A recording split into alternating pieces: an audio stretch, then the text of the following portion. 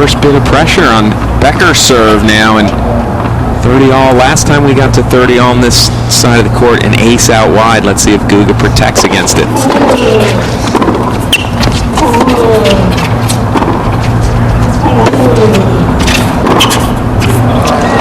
Well, maybe not enough on the approach. Becker was ready.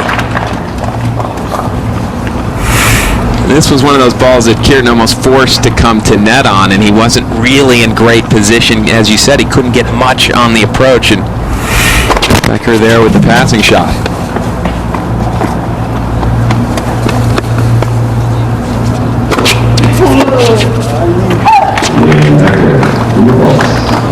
So Becker again avoids trouble on his serve. He's been perfect so far, up 4-3. Well, let's move over now to court 11 and revisit that singles match. The win.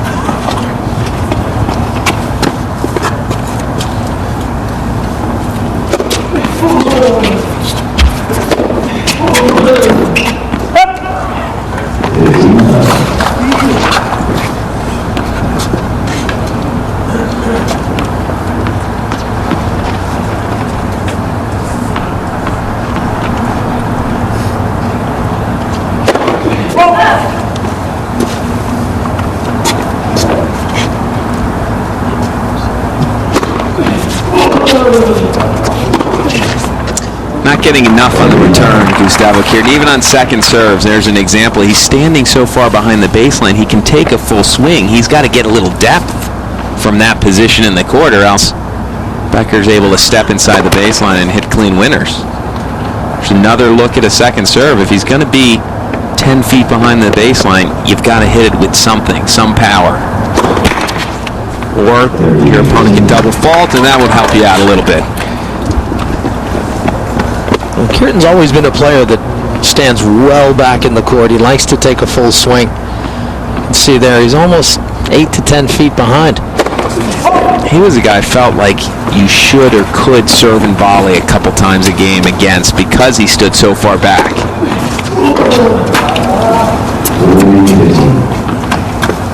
That was really the one weakness for me, was his return to serve. Against some big servers, he had trouble breaking serve. Even lower ranked guys, if they happen to have big serves, he struggled with them.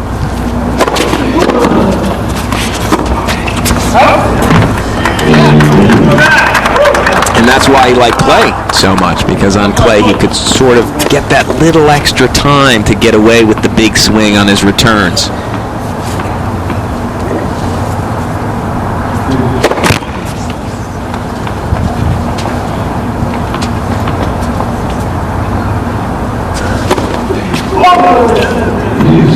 Couple of sudden double faults.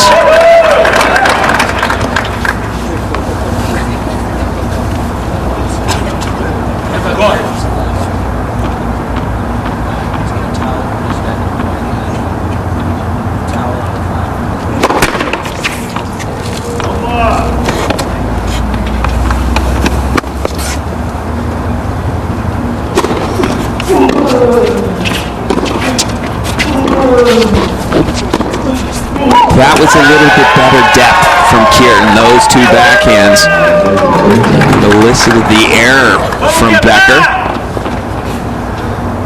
And suddenly a break point, all gift wrapped by Benjamin Becker.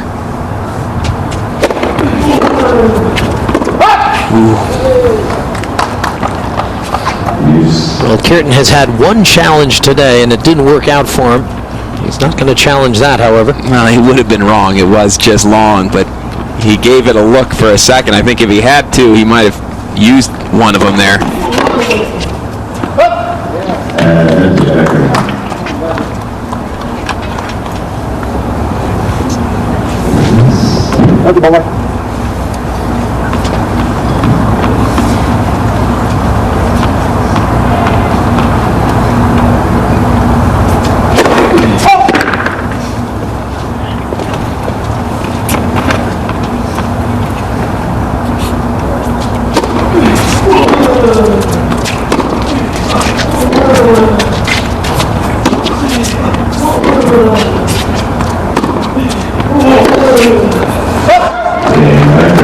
Becker an opportunity-free championship for the fourth time, beating Amelie Mauresmo in a battle between the second and third-ranked players in the world.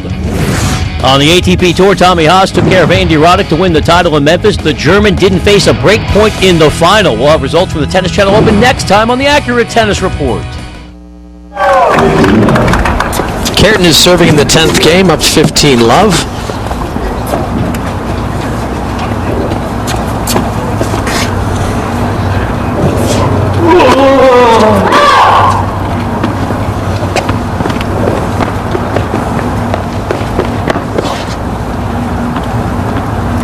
There's Larry Passos, bundled up against the desert chill.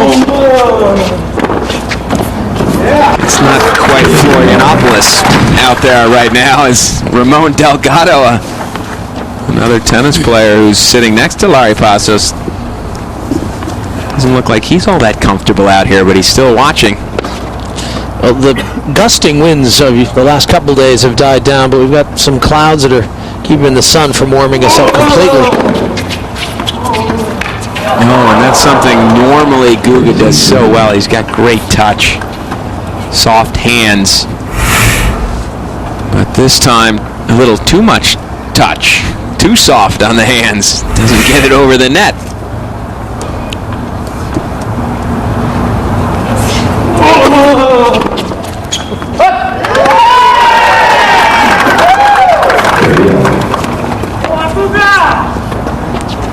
Wherever Kuerten plays, there always seems to be some Brazilian tennis fans. We've got a few steeped in green and gold, but they're bundled up, so you don't see all their color.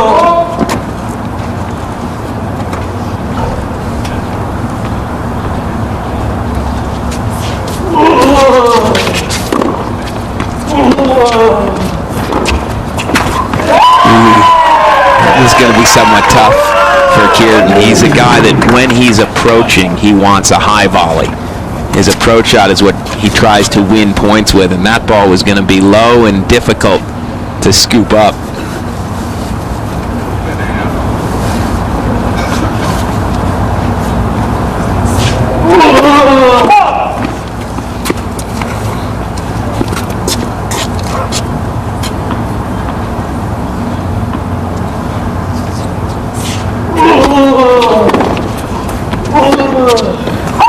Just haven't seen that clean, fluid backhand down the line that made Guga famous. He's hitting it with just a little more flick to it. It's almost as if it's mistimed slightly, a little further in front, and so he can't drive it.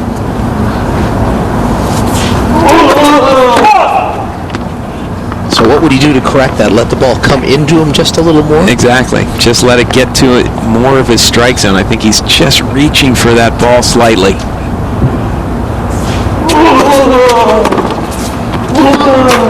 Or that one. Another backhand error. And this break point is set point. Here's a look, as Billy Crystal would say, analyze this, Jimmy. Well, this one I don't think was the same problem. That ball got in a little bit close to him, and he pulled off of it. A little different than the one he missed the point before going down the line, but two backhand errors in a row, and 3 errors in a row cost him the set out of nowhere. Yeah, that is a tough game to lose.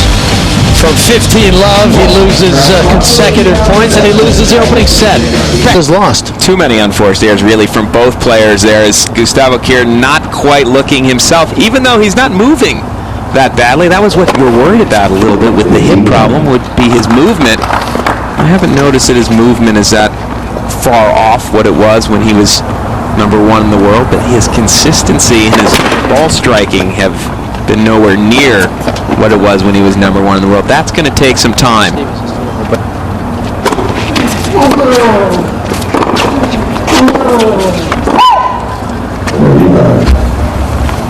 Some Geico first set stats, and you can see the unforced errors for both men a little tricky, but again, you're playing in the altitude. But it's not often you win a set when you make 21 unforced errors in a set, and that's what Benjamin Becker did. He's feeling like, I won the first set and I played poorly.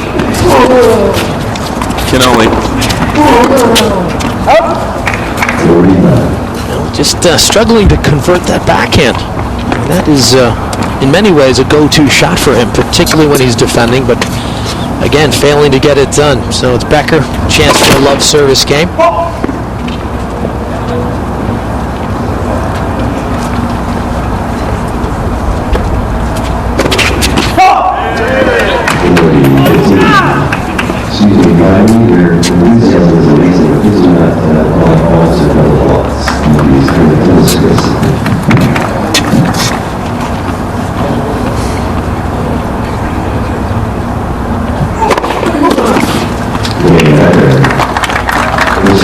That is a big first serve for Becker. So a set and 1-love. Panasonic presents Tennis Channel Open is brought to you in part by LS, official apparel and footwear sponsor of Tennis Channel Open. By Emergency, feel the good. And by FedEx, a proud sponsor of Tennis Channel Open. Relax, it's FedEx.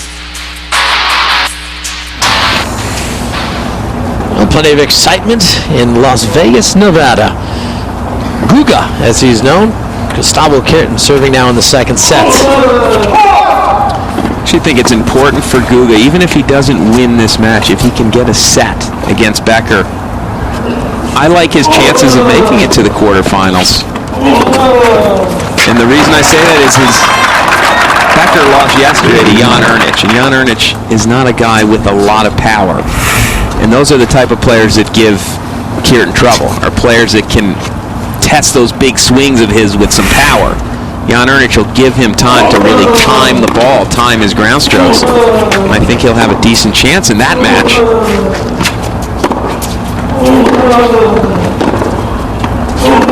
But he needs to win a set to be able to win the tie break to get out of this group. Exactly. Jan Ernich, Benjamin Becker, Gustavo Kuerten, they are in the 4th round robin group. Each man plays one another. The man with the best head-to-head record will advance. If it isn't that, it's the percentage of sets won that will advance the player. I think that's what you're alluding to. Even if you lose a match, if you can win a set, it gives you a better chance to get out of the round robin if you can win another match.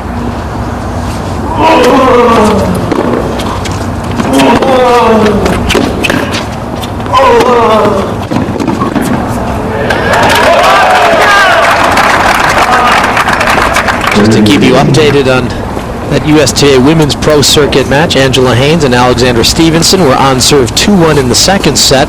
Stevenson has won the opening set.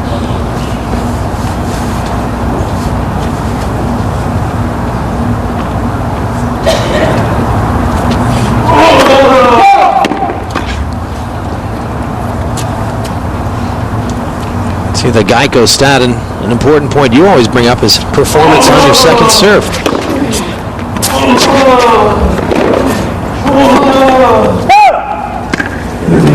Well, it shows to me who's winning the rallies when the points in play is who's winning second serve points. And so far in this match, both players are doing almost equally well, over 50%, just over for Becker, and Kuerten right at 50%.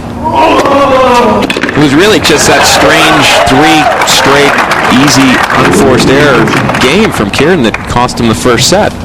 Part of that's not playing. You lose concentration. You have to get in shape mentally as well to keep your concentration for an entire match. And that was just a little bit of a letdown at the wrong time.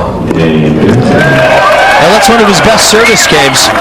And this time he does to Becker what Becker has been doing to him.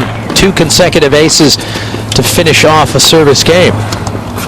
So 1 game only. Quick glance at that Brazilian crowd. They usually always have a flag with them. And they're always poised to explode with excitement if good things start happening for Kuerten. Well, this time they're using the flag as a blanket. Yeah, that's right. It's a little different condition. Instead of waving it like they normally are. I didn't hear the machine in here.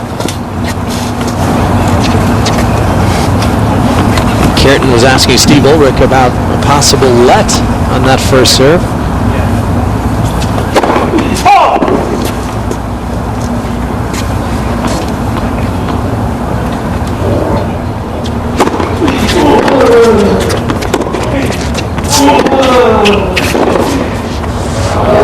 yes. We thought Kuerten was in command. A deep cross-court ball, but Becker comes up with something better. Well, I think this is what's changed in the last couple of years that Kuerten's going to have to get used to. He was in control of that point in his mind. He had stepped up to the baseline and ripped a forehand, and now he's waiting for the short ball that just didn't come. Becker was there quickly and got some power on the ball.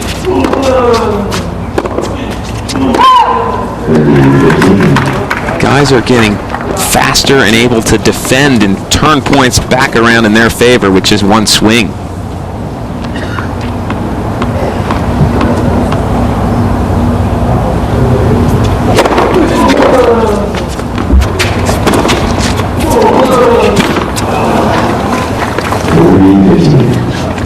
allows players to do that? Is it just the rackets, or is it technique? We'll take a quick update on the score from the Haynes-Stevenson match. Haynes has a break 3-1. James Blake